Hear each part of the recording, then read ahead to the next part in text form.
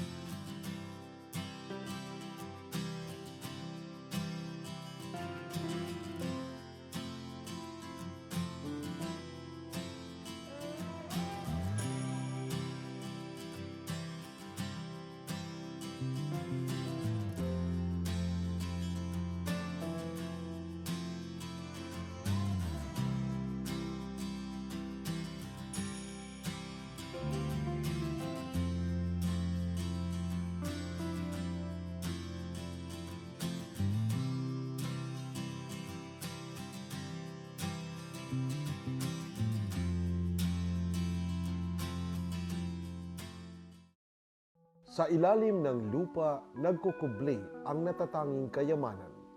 Kayamanang sagisag ng kasaganaan at kadalisayan. Magpahanggang ngayon, itinuturing na biyayang likas na kailanmay hindi kukupas. Ito ang metal na ginto.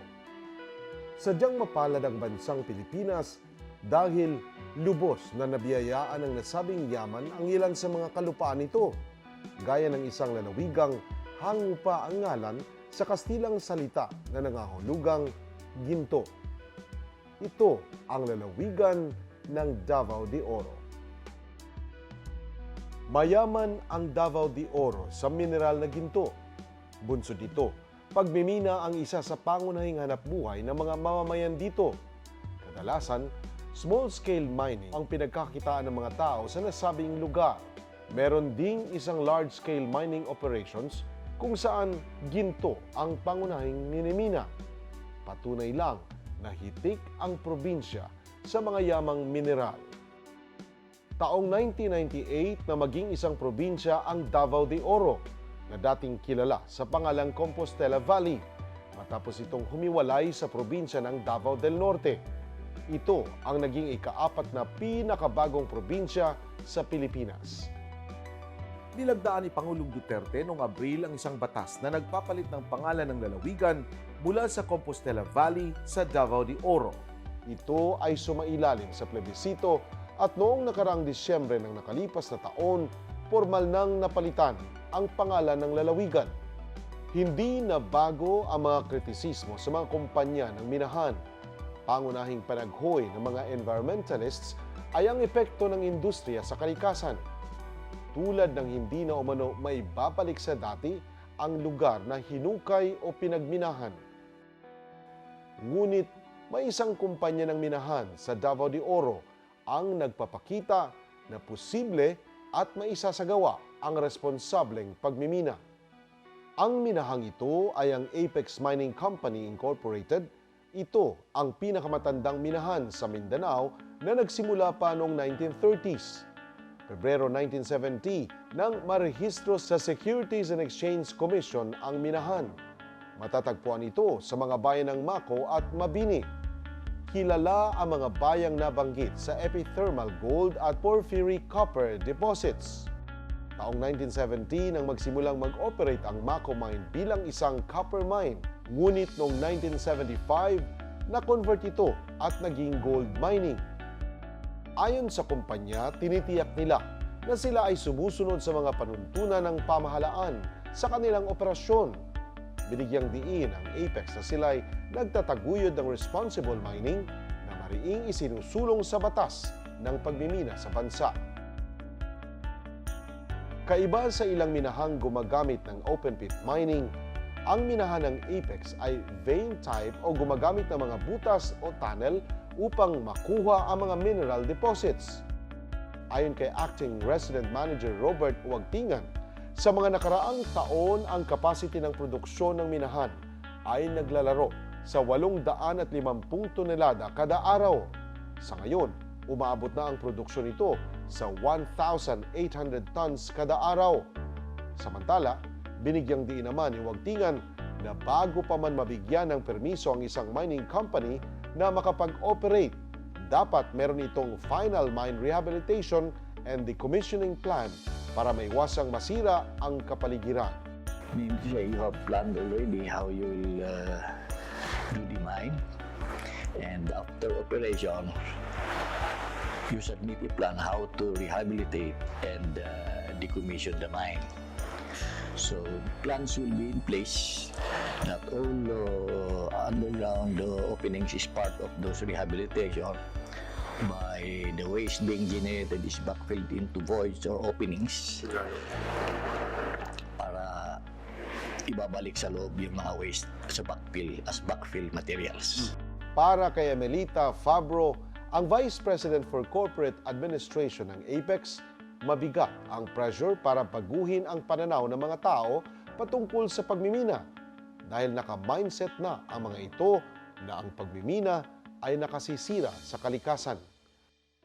Bunsod nito, naging mahalaga para sa kanila ang pagsulong ng proyektong pangkabuhayan, information education campaign sa mga kalapit na komunidad, pakikipag-ugnayan sa lokal na pamahalaan, at maging sa kanilang mga empleyado na nagsisilbing ambassadors of goodwill. Only then kapag naayos namin lahat ito at naipaliwanag namin sa community, sa aming mga LGU executives, then medyo gagaang ng konti lang, medyo gagaang ng konti ang responsibility. Responsibility kasi ng mining companies to ensure that everybody is on one page and everybody understands. Kinikilala ang Apex Mining bilang isa sa mga mahuhusay na mining companies ng bansa. Mababakas ito sa mga nakamit itong parangal. Kasama na rito ang isang pagkilala bilang Best Private Business Corporation Organization sa ginanap na prestihiyosong 20th Gawad Kalasag National Awards noong December 2018. Higit pa sa magandang estado ng operasyon nito, may pagmamalaki rin ng kumpanya ang pagtataguyod nito ng responsableng pagmimina. Gumagawa ito ng paraan upang maging mabuting kapitbahay dahil na rin sa bahagi ito ng kanilang responsibilidad. Dagdag pa ng opisyal na hanggat alam nilang tama ang ginagawa ng kumpanya, magpapatuloy lang ang kanilang operasyon. Bukas ang Apex Mining sa anumang kritisismo para maitama kung meron man silang pagkakamali dahil wala naman silang dapat na itago. Malaking tulong ang mining industry sa amin, lalo na sa, let's say, sa Apex, yung community support development programs nila, nakakatulong talaga din sa mga barangay. No, nakita natin yung impact not just on employment, but also in different aspects. I am for responsible mining at itong municipality of Mako, since the beginning, the creation is andyan na yung small scale mining at saka yung large scale mining. We are envisioning na ang Mako na yung mining operation namin dyan is isa yan sa maging itinerary ng magandang turismo dito sa amin. Pinupush namin talaga yan. Para masigurong hindi nakakasira ng kapaligiran ang mga aktibidad ng Apex, agad nilang tinataniman ng mga punong kahoy ang mga lugar kung saan isinagawa ang pagmimina. Kahit hindi pa tapos ang mining, nagsasagawa na agad ito ng progressive mine rehabilitation. Paglilinaw ng kumpanya, ang operasyon ng minahan ng Apex ay underground, kaya minimal o kakaunti lang ang epekto nito sa surface kung nasaan ang mga puno. Ayon kay Danilo Regis, Environmental Manager ng Apex, kapag wala nang makuha sa isang partikular na hukay, ibinabalik dito ang mga mine wastes. Ito ang tinatawag na backfilling rehabilitation. During sa mining operation, during sa operation pa siya, shotcrete natin yung underground para to support, to prevent collapse of the underground. Yung ginagamitan natin siya ng simento, in-spray natin doon sa back, mga lagyan ng wire mesh. Nagsasagawa rin ng mga water sampling sa mga ilog sa paligid. Bukod dito upang masiguro na walang tatagas mula sa kanilang planta papunta sa river system sa lugar, mayroong tailings dam na siyang sumasalo rito. Pagdating sa paggamit ng kemikal, anyay maingat ang kumpanya sa pag-handle nito. Partikular na ginagamit ang cyanide para ma-extract ang ginto. Ang existing tailings dam ng Apex ay inaasahang mapupuno sa taong 2023 at pagkatapos nito, kinakailangang muling magtayo ng panibagong tailings dam. Kumpiyansa naman ang pamunuan na mahigpit nitong sinusunod ang mga pulisiya ng pamahalaan pagdating sa kanilang operasyon. Ito ang tailings dam ng Apex Mining. Within 10-kilometer radius matatagpuan ang bulkang Leonard Nesaf. Sa talaan ng Fivox, ito isang aktibong bulkan at alam ito ng Apex Mining. Subalit ayon sa kanila, kahit magkaroon man ng magnitude 8.2 na lindol, hindi guguho ang kanilang tailings dam dahil sa pulidong pagkagawa nito. Sa bawat minahan, kailangan ng may maayos na pasilidad para sa mga waste materials na nagmumula sa pagmimina. Ang tailings dam ang nagsisilbing imbakan upang hindi humalo ang mga kemikal sa nakapaligid na likas na yaman gaya ng mga anyong tubig. Dahil dito, importante na matibay ang pagkakagawa nito. Ayon kay Fortunato Macaraig Jr., Civil Works Division Manager ng Apex, ang tailings dam ay dinisenyo ng Engineering and Development Corporation of the Philippines na isang engineering consulting firm. Anya, ang nagdisenyo ay isang team na binubuo ng mga specialist tulad ng hydrologist, civil design engineer, structural geologist, geotechnical engineer, at iba pang quality engineers. Itong tailings dam natin ay talagang masusing pinag-aralan yung geology niya. Yung ating structural geologist ang nag-aral kung papaano i-design ng maayos yung tailings dam natin. Dagdag pa niya, kabilang sa mga kinonsidera ng mga specialist ang volcanic activity ng Mount Leonard sa pagdisenyo at pagbuo ng nasabing pasilidad. Mapapansin na ang ilog malapit sa minahan ng Apex ay tila marumi ang tubig. Ayon kay Danilo Reyes, ang ilog ay nagmumula sa 5 tributary sa itaas na bahagi ng lugar. Anya, sa labas ng tenement o sakop na lugar ng Apex, may mga small-scale mining operations. Sila ay naalarma na sa sitwasyon, kaya kanila na itong idinulog sa lokal na pamahalaan. Kung hindi maaksyonan agad, maaring sila pa ang mapagbintangan sa pagdumi ng ilog na malapit sa kanila. Sa lugar na ito may dalawang magkakaibang ilog. Magkakaiba din ang kulay ng tubig. Ang una ay malinaw at maputing tubig at ang pangalawa ay brown ang kulay kung saan ang tubig ay nanggagaling doon sa itaas ng bundok na naroroon ang mga small-scale miners. Pag nagsanib ang dalawang ilog na ito ang kalalabasan. Kulay brown na tubig na papadaos-dos papunta sa kabayanan.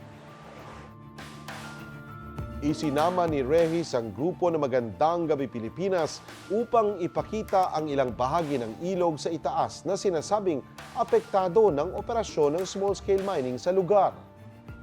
Di kalayuan sa lugar, may itinayong fish pond. Patunay na maaring mabuhay ang mga isda malapit sa tailings dam. Samantala, ibinahagi naman ni Ryan Roca Curva, dating small-scale miner na ngayon ay empleyado na ng Apex Mining, ang naging tulong sa kanya ng kumpanya. Ikinuwento rin niya kung ano ang kanyang nalalaman tungkol sa small-scale mining sa kanilang lugar. Bukod dito, nagsisilbi rin siyang kagawad sa Barangay Teresa. Noon ako sir, ganyan, small scale, nagbabanlas. Banlas kasi ang tawag niya sir sa ano. Tapos nilalagyan ng plume, ganyan, tapos mga bato ipapile, rapin para makakuha kami ng ginto. Tapos lahat yung lagayan, para ganyan, yung ilog, malabo talaga yung ilog kasi kahit ano yan siya, malinaw, pagdating doon sa amin kasi bubungkalin namin yung lupa eh. Ayon sa kanya, dahil sa Apex, nabago ang kanilang buhay. Dati ay nakakadagdag pa umano siya sa pagkasira ng ilog sa kanilang lugar. Kanya namang nilinaw na walang kinalaman ng Apex sa pagdumi ng ilog dahil mayroon itong sarili at maayos na tailings dam para sa mga waste nito. Inamin naman ni Ryan na dati siyang sumusuporta sa New People's Army bilang bahagi ng grupong karapatan. Naniniwala siya na kung may trabaho ang bawat tao, magkakaroon ito ng pinagkakaabalahan. Kaya may iwasang sumuporta sa mga makakaliwang grupo at matitigil na ang pagsasagawa ng mga small-scale mining operations. Pagdating sa kanilang pagtatanim ng mga puno sa mga disturbed areas, mayroon silang isang central nursery para rito. Ayon kay Reyes, kaya nitong mag-cater ng aabot sa 500,000 seedlings. Bukod pa rito, meron pa silang 2 satellite nurseries. Nagsasagawa rin sila ng mga engineering interventions. Kaugnay nito, kinuha ng Apex ang serbisyo ng ilang mga dating small-scale miners para bigyan ng bagong hanapbuhay ang mga ito. Kabilang dito ang paggawa ng riprap. Pagdating naman sa air quality sa lugar, may particular na team na nagmomonitor dito upang ang tinatawag na dust or particulate matter ay maging naaayon sa standard ng Department of Environment and Natural Resources na 150 micrograms. Isa rin sa mga problemang patuloy na kinakaharap ng ating bansa ay ang insurhensiya at pangamba sa seguridad. Wala pa ring humpay ang ginagawang operasyon ng New People's Army o NPA sa iba't ibang panig ng Pilipinas.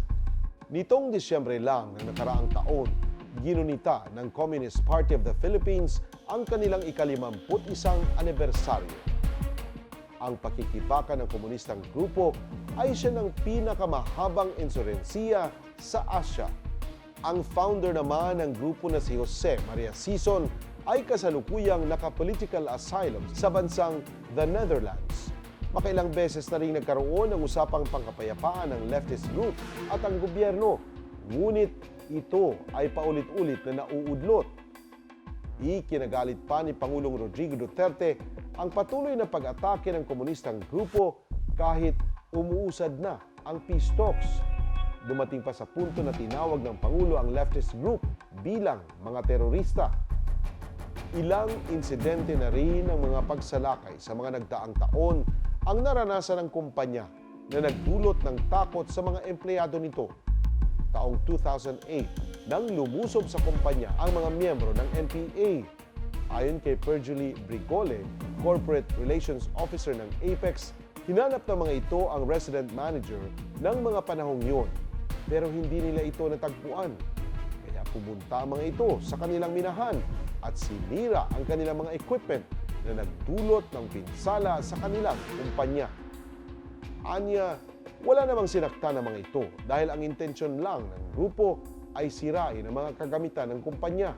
Meron silang isang squad o isang pulutong talaga ng naka-uniform, and kung titingnan mo, parang mga sundalo rin sila. Kaya lang wala silang mga patches. So, meron silang elite squad. Meron din silang mga squad na parang naka-bota at saka naka-short pants lang, and then naka-civilian. Yung parang elite squad nila, merong mga long arms, para ring sundalo. Tapos, kumpleto din sila, meron silang mga medical personnel. And yun, parang isang buong company din sila. Taong 2009, muling lumusob ang NPA sa kanilang lugar. Pinaulanan ng bala ng grupo ang isang bahay na duplex sa pag-aakalang nasa lugar ang mga bisitang pulis ng kumpanya. Hindi alam ng mga ito na wala sa mga oras na yon ang mga pulis at nasa kabila lang din ito ang ilang mga empleyado.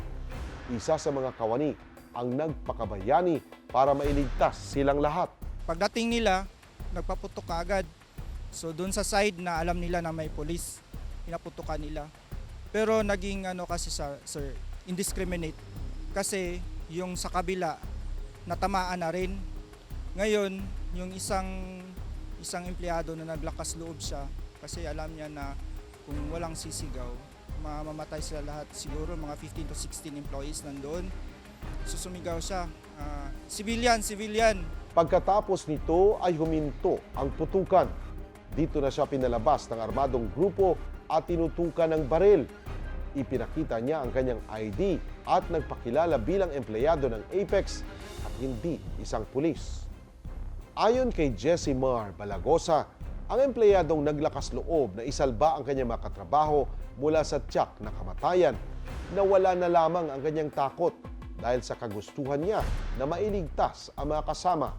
Ang nasa isip ko, may isalba ko lang yung mga kasama ko sa bahay.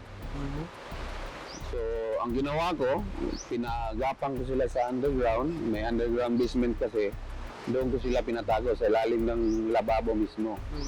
Doon sila nagsisiksikan, mga almost 7-6 na tao yung mga babae, mga kasama ko sa bahay. Kwento pa niya na siya'y gumapang papuntang pintuan at sumigaw na may madadamay na mga sibilyan. Ayon sa kanya, hindi na rin daw niya naisip ng mga panahong yun na maaari niyang ikamatay ang ginawa niyang pagharap sa mga miyembro ng NPA. Itinuturing ngayon ni Jesse na tila isang bangungot o masamang panaginip ang nangyari. Hindi pa rito natapos ang mga naging pag-atake ng grupo. Naiulat ng harangin ng mga ito ang isang bus, lulan ang mga empleyado ng Apex. Ayon kay Brigole, pinababa ng mga NPA members ang mga sakay nito. Kasunod nito'y pinalayo ang mga empleyado sa lugar at sinilaban ang mga sasakyan. Kabilang si Aisa May Santos, nurse ng kumpanya, sa mga sakay ng bus ng hinarang ng mga NPA. Una nilang inakala ng mga sundalo lamang ang mga pumara sa kanilang bus. Matapos silang palayuin, nakakita na lang umano siya ng usok, senyales na sinusunog na ang sinakyan nilang bus. Dagdag ni Aisa na hindi naman sila sinaktan ng mga miyembro ng New People's Army. Buwan ng Agosto ng taon ding yon, nang masunog ang isang eskwelahan malapit sa lugar, ang Tagbaros Elementary School. Ayon kay Brigole, wala namang umano'y nakakita kung sino ang nasa likod ng panununog, ngunit sinasabing may mga armadong grupo na umaaligid bago ito mangyari. Matapos ang insidente, walang atubiling tumulong ang kumpanya sa muling pagpapatayo ng paaralan. Nagbabala si Pangulong Duterte na huwag suportahan ang New People's Army. Matibay ang paninindigan ng kumpanya na hindi nito sinusuportahan ang komunistang grupo.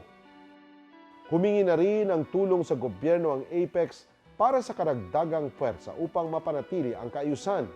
Ayon kay Major Norman Iparagire, ang team leader ng Davao de Oro Mobile Force Company, generally peaceful naman daw ang sitwasyon sa lugar. Pero giit nito na dahil pa rin sa nananatiling presensya ng makakaliwang grupo, posible pa rin na maging target ang Apex. If there is a law enforcement with regards to that, sir, so if we are, pag kami po ay natapos, sir, to assist them, so we will support them. So we are here requested by police assistance to preempt such thing to happen. Patuloy pa rin ang paggawa ng mga solusyon patungkol sa kung paano mareresolba ang matagal ng problema sa insurhensiya. Nilagdaan ni Pangulong Duterte ang Executive Order 70 o ang Ending Local Communist Armed Conflict o ELCAC na layong wakasan na ang insurgency sa bansa.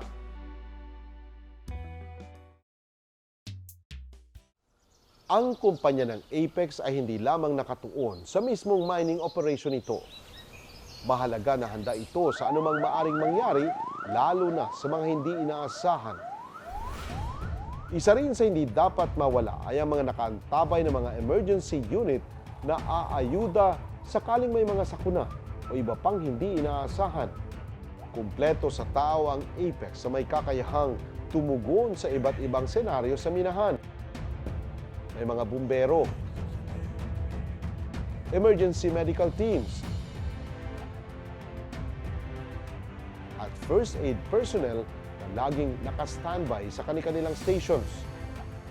Ika nga nila, safety first bago magsimula ng kung ano-anong aktibidad na may kaugnayan sa operasyon ng kumpanya. Team, kailangan natin makaresponde agad! Are we clear? Sir! Hindi ko marinig! Are we clear? Sir! Okay, team, move!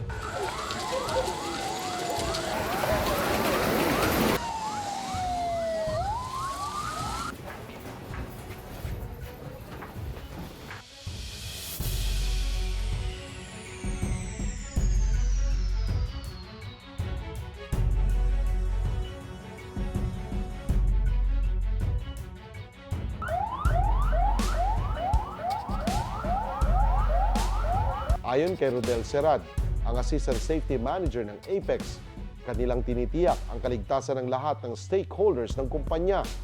Mahigpit sila sa pagpapatupad ng safety and health rules and regulations ng Mine and Geosciences Bureau o MGB. Bukod dito, meron din silang mga aktibidad na kabahagi ng mga kalapit na barangay. Sinasali namin sila sa programa namin. Kung mayroong mga training, mga preparation sa emergency preparedness, sinasali namin sila. At saka kami din, sumasali din sa yung MDRRMC, yung municipal or sa PDRRMC, isa membro din kami doon.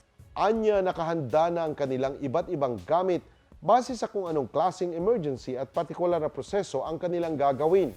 Halimbawa nito ay ang pagresponde tuwing may sunog. Meron silang fire truck, fire suit, at breathing apparatus para sa mauusok na lugar. Importanteng bilang mga rescuer na sila ang magliligtas at hindi ang ililigtas, kaya ibayang pag-iingat ang kinakailangan. Ayon kay Edo Segura, ang team captain ng ERT, napakadelikado ang maging isang rescuer. Talagang ibubuhis mo yung buhay mo para doon sa tao na kailangan mong i-save. So may mga insidente kami dito na yung part mo ba na gusto mo talagang i-save yung tao, pero alam mo kung ano kung saan ka lang, kung ano yung limitation mo. Bukod sa kumpanya, ang in-house firefighters ng Apex ay rumeresponde rin sa mga kalapit na mga barangay sa lugar kapag may sunog sa mga ito.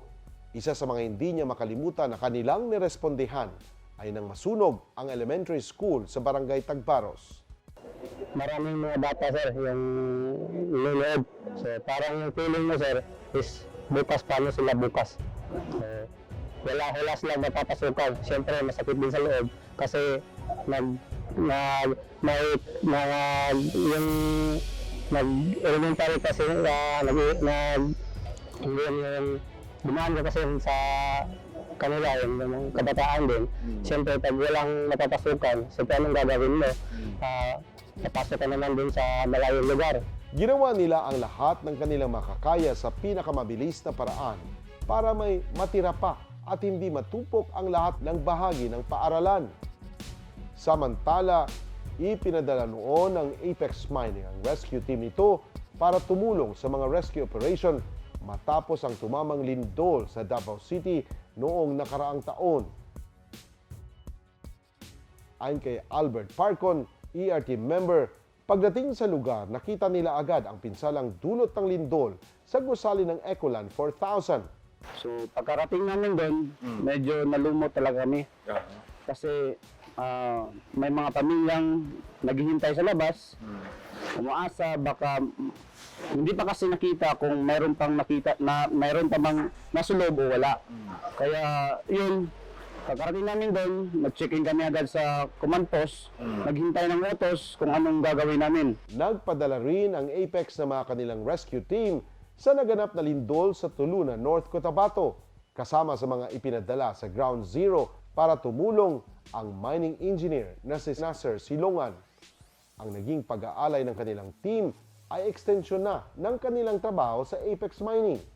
Hindi lang naman sa porket nagkatrabaho ka dito sa Apex. Kung may nangangailangan ng tulong mo, sir, dahil kailangan yung profession mo, willing naman. Ayon pa kay Engineer Silongan, nakahanda naman siyang ibuwis ang sariling buhay para makatulong. Sa buhay kasi ng tao, sir, minsan lang may dumarating talaga na pagkakataon na kung kailangan mo na talagang, kung yun lang yung way, sir, na para sa pangkalahatan naman, hindi ako ibigay yung serbisyo ko, sir. Kahit to the extent pa na yun yung makakuha yung buhay ko.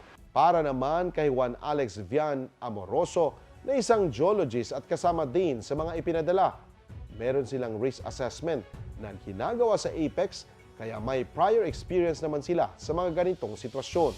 Yung advantage po as akin as a geologist at saka sa mining engineer, pag nasa minahan ka, is all around yung trabaho mo.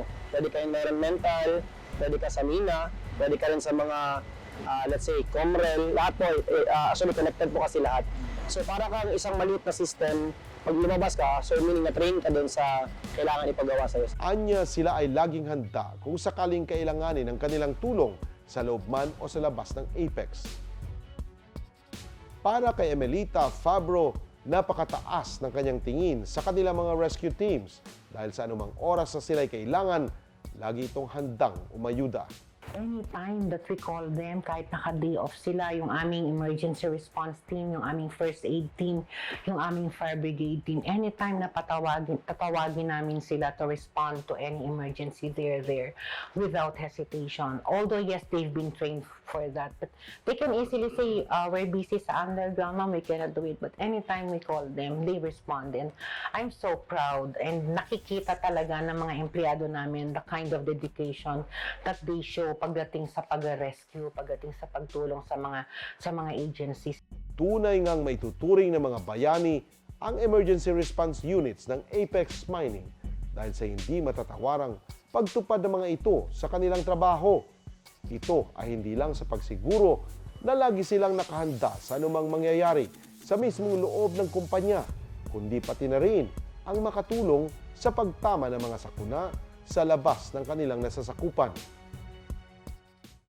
Bukod sa pagmimina, mahalaga na ang bawat mining company ay may Social Development and Management Program o SDMP para sa mga host barangays nito at iba pang kalapit na lugar. Dito pumapasok ang usapin na hindi lang dapat ang mining company ang siyang nakikinabang sa nakukuhang mga yamang mineral. Alinsunod sa Administrative Order No. 2010-21 ng Department of Environment and Natural Resources o ang Revised Implementing Rules and Regulations sa Philippine Act of 1995, ang Community Relations Office ang siyang nakatalagang magpatupad ng SDMP. Sa ilalim nito, maglalaan ng 1.5% ang kabuuang operating cost ng kumpanya para sa SDMP Fund.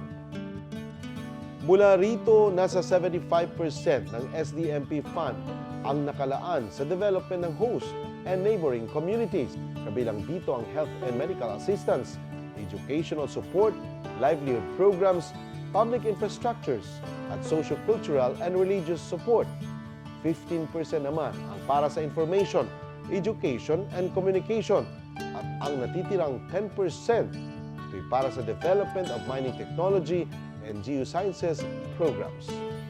Sa kabuuan, aabot na sa halos 325 million pesos ang halagang ginamit na sa implementasyon ng SDMP. Sa loob ng 50 taong pagmimina, mula nang magsimula ang operasyon noong 1970, ang Apex Mining ay pumapang-apat na sa larangan ng pagmimina ng ginto sa bansa.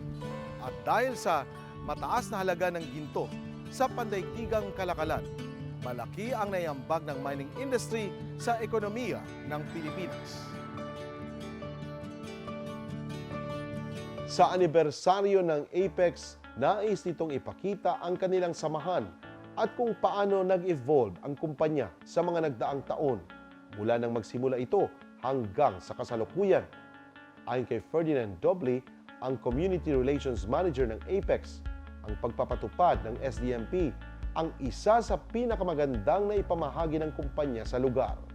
The company is implementing the social development program. That is where the community relations department is mandated to. No? Kami yung departamento na nakatutok talaga sa pagbigay ng mga programa na makakatulong dito sa ating mga komunidad. Kabilang din sa programa ang pagtulong sa mga small-scale miners.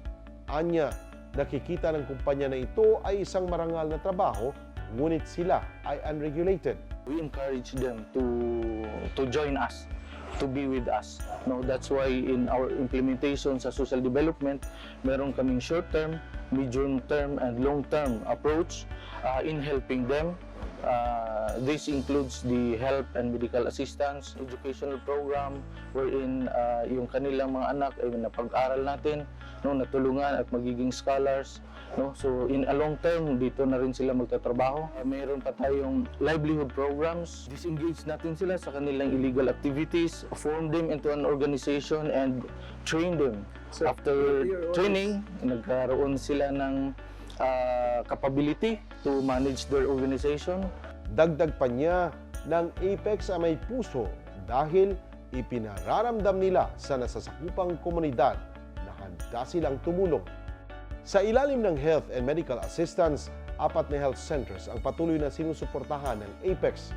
Gayon din ang pagkakaroon ng regular na medical and dental outreach program, annual operation tuli at annual bloodletting. Isa si Nelia Abanes, 61 taong gulang, sa mga nakakabenepisyo sa regular and medical missions ng Apex sa kanilang lugar dito sa Barangay Tagbaros. Malaking papasalamat namin sa Apex Mines na nakatulong dito sa aming barangay sa Tagbaros kasi maraming tao nangailangan ng mga gamot o din walang pera nga kasi isang tulong nga, malaking tulong nga nabigay para dito sa Tagbaros. Ilan sa mga nakukuha niyang gamot ay para sa sipon, ubo at iba pang mga maintenance medicine. Ang medical mission ay madalas nilang ginagawa at sagot pa ng kumpanya ang tanghalian at merienda sa mga araw na ito. Every may activity kami dito sa aming barangay, the stakeholder of which is the Apex Mining Company, tinutulungan talaga kami sa aming mga proyekto at saka programa sa aming barangay. Pagdating sa educational support, ang Apex Mining ay nagkaroon ng Adapt a School program kung saan mahigit 6,000 ang naging beneficiaries mula sa 10 elementary schools at 6 na high schools. Namamahagi rin ang kumpanya ng libreng school bags, reading program, pagkakaroon ng tertiary education assistance at free shuttle sa mga estudyante. Nag-donate din ang kumpanya ng 1.5 million pesos sa provincial government ng Davao de Oro para sa 2 classroom building sa Panansalan Elementary School sa bayan ng Compostela. Para sa livelihood programs, iba't ibang klaseng training naman ang kanilang ino-offer. Kabilang ang training para sa kakao, food processing, hollow blocks production, at ventilation tube production. Sa public infrastructures naman, nag-donate sila ng ilang classroom sa mga paaralang tulad ng nasa Teresa High School, road maintenance, river desilting project at riprapping project.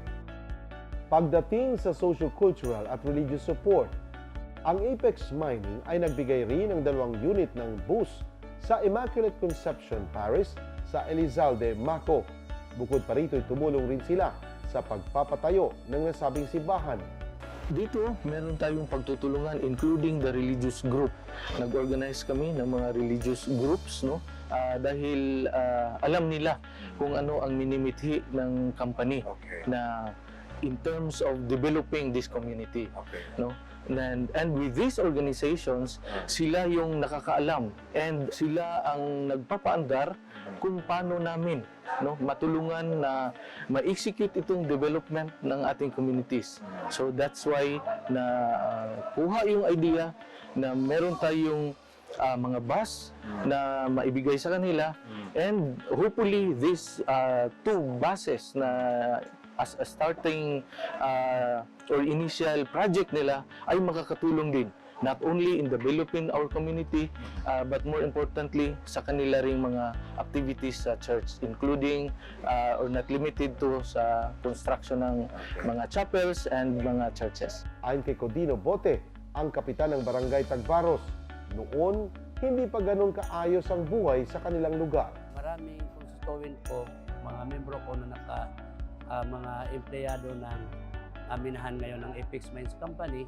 At saka karagdagan nito, mayroon silang SDMP na implementa dito sa amin. Marami ng mga project itong Apex Mines Company na nakadagdag maliban sa aming era. Itong project namin dito, yung iba doon galing sa Apex Mines Company. At saka lahat ng mga program namin, andyan sila nakalalay sa namin. Anya, maswerte sila bilang isang impact barangay. Sa information, education, and communication programs, mga signages, billboards, information boards, newsprint ads, subscriptions sa mga journals at newsprints ang naitulong ng Apex. Para naman sa development of mining technology and geosciences, nag-sponsor at nakikiisa sila sa mga mining-related symposium.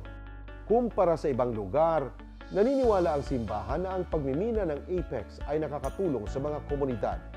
Suportado ni Father Reynaldo Biliran ang kasalukuyang administrator ng Sacred Heart of Jesus Quasi Parish sa Apocon, Tagum City at dating parish priest sa lugar ang ginagawang mining operation ng kumpanya. Ang nakita namin dito is tinatawag na responsible mining. Yung mga obispo na hindi nila nakita kung ano ang kahulugan, parang pag mining, diretso na talaga, stop. Anya, wala namang ginawang masama ang mining dahil tumutupad naman daw ang mga ito sa panuntunang inilatag ng pamahalaan. Dagdag pa ni Father Reynaldo, bakit daw pipigilan kung nakakatulong? Nilinaw din niya na pagdating sa isyu ng minahan, hati ang posisyon ng simbahang Katolika dahil may mga ayaw o tutol din dito. Pero may mga mining company din na pabaya na talaga sinisira nila, ang gusto nila makuha lang nila yung ginto, tapos pabayaan yung tao. Dito naman hindi. Tinutulungan yung tao, tapos kumikita din ang mining. Para bang sharing both the people and also the treasure, kumikita din. Sa kabilang banda, hindi naman siya pabor sa small-scale mining dahil hindi maayos ang operasyon nito at wala itong magandang plano, hindi tulad ng mga malalaking mining companies. Nanawagan naman si Father Reynaldo sa mga kumpanya ng minahan na hindi sumusunod sa alituntunin na maging responsable sa kanilang operasyon. Para kay Aurelio Mataas, tribe leader ng mga mansaka na indigenous people sa lugar, noon ay sobrang hirap ng kanilang pamumuhay bago pa man nagsimula ang operasyon ng Apex.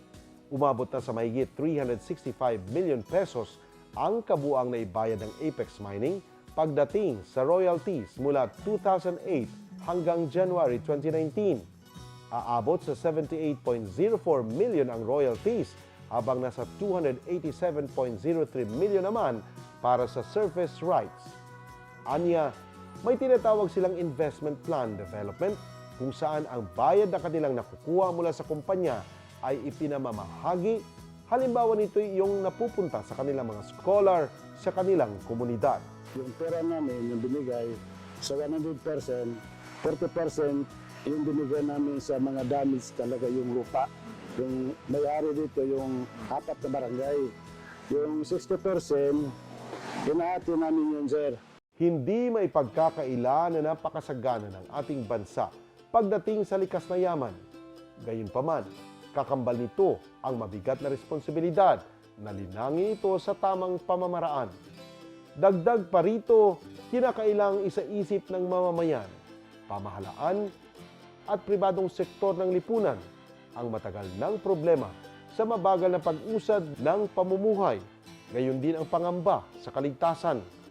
Kaya mahalaga na isa puso ang hatikain ng pagiging responsable ang siyang susi sa tunay na tagumpay.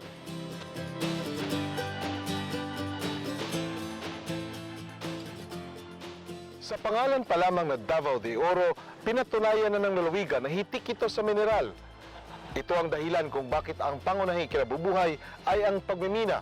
Isang kabuhayang hindi na may wawaglit sa bawat isipan ng mga Davaoenyo ang kanilang mahakbang para sa isang matiwasay na bukas.